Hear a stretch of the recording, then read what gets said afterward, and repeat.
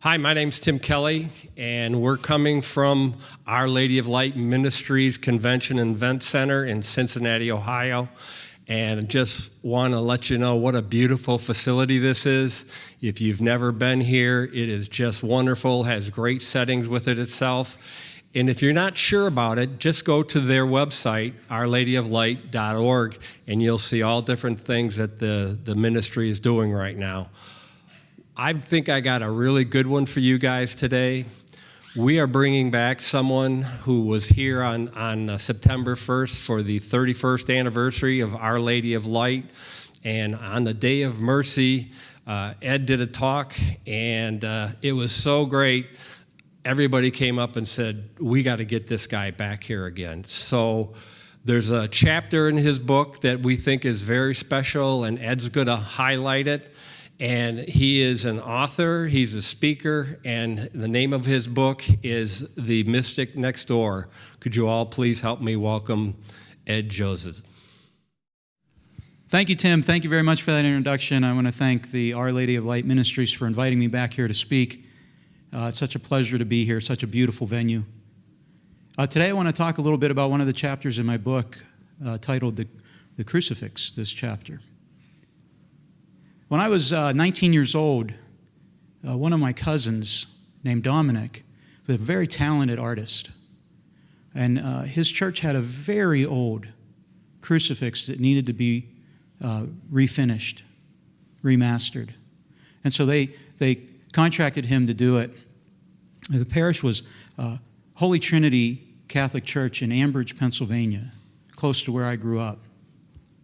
And I remember our families were close, and we would visit all the time. And I remember going and visiting, and he was working in his garage. He had an art studio, but this was such a large crucifix. I'm guessing it was probably 12 or 14 foot tall. So he had it in his garage, and that's where he was doing the work. And I remember thinking, it was very strange. It's one of the few crucifixes I ever saw that had Jesus' eyes still open. And I remember talking to Dominic about the crucifix, and he struggled so hard. He was having trouble matching the color of the eyes. Nothing that he did, nothing that he mixed matched the color. And I remember he was so concerned about it. It took him weeks just to match those eyes. And he had it done. It was finally, the commission was done, and it was just before Holy Week, the most holy time of the year for the Catholic faith. And it was at the Good Friday service, the most somber service of the year. And Dominic was attending that Mass. And the priest noticed that the altar boys at one point were sort of making a commotion, and they were talking, which would have been absolutely frowned upon. And when it was over, they approached the priest, and they told him, they said that something had changed, that there was something different about the crucifix, that at the beginning of the service, Jesus' eyes were open. But by the end, they were closed. And Jesus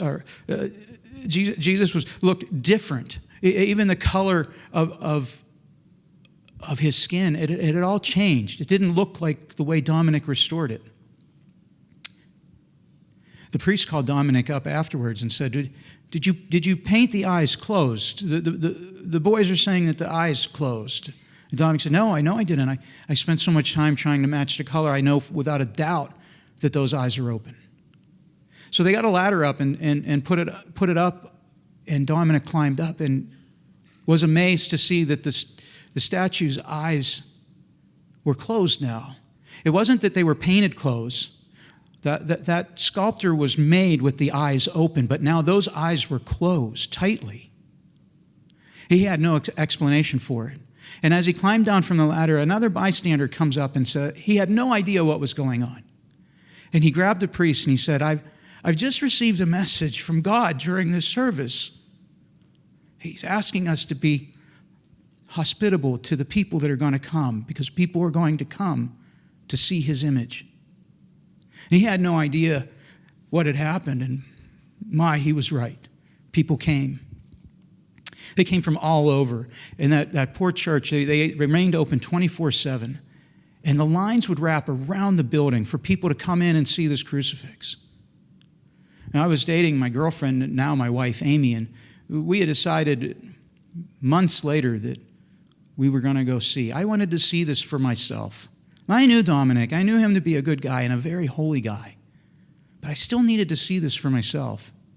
And we waited in line for a long while, and we got up, and it was far away, and I couldn't see. I couldn't quite see if the eyes were open or if the eyes were closed. And I was kind of disappointed. I really wanted to see something definitive. We went home that night, and I dropped her off, and I went to my home, and I went to bed. And I had a dream.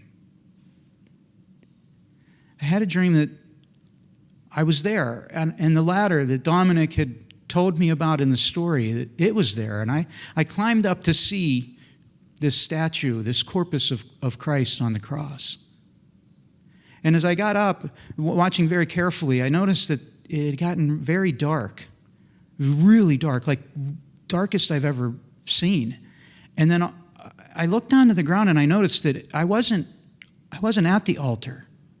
I was outside now, and it was powdery dirt, and that the beam of the cross was much bigger than I had remembered, and it was real wood. It wasn't ceramic.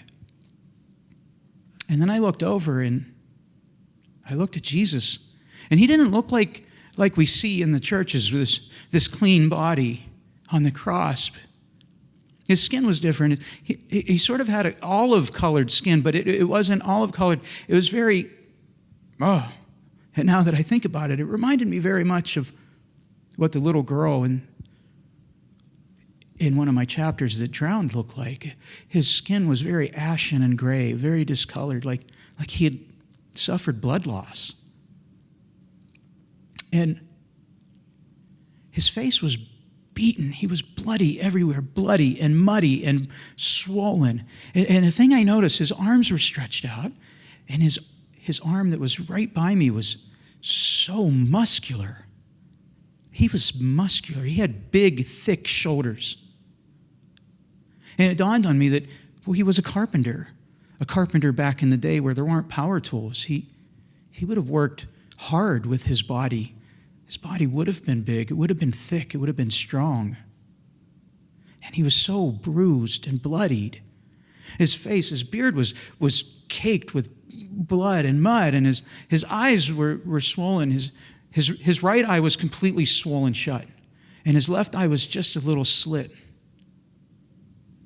And I looked at him, and he inhaled, and he gave out a tremendous roar.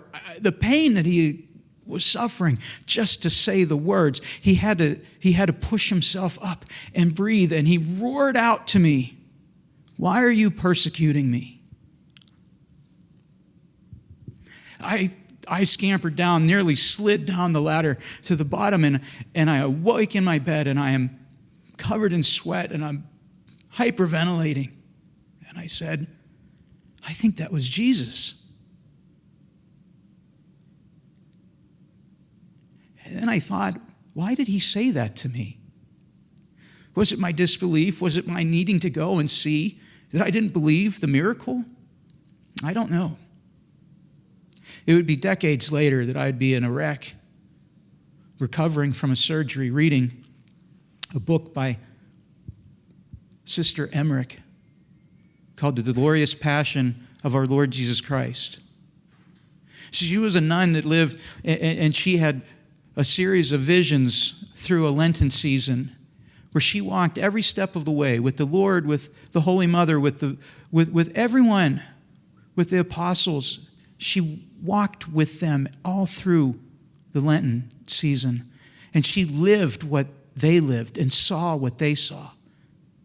And when I read that book, I had not thought about this dream for decades. I buried it. I didn't think about it.